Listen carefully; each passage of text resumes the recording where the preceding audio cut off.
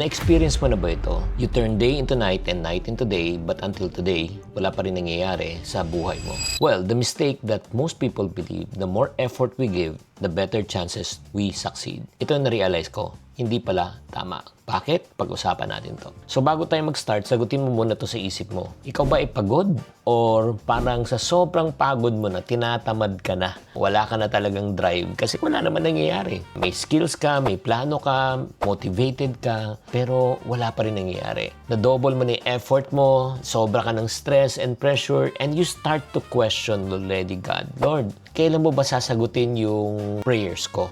Diba? Hindi mo pa ako handa? Pag feeling mo na talagang ready ka na, pero pag hindi ka pa talaga handa, according to God's timing, alam mo, mangyayari niyan. No matter how hard you try, it will never work. Watch the full video at Chinky Tan's YouTube channel. Subscribe now.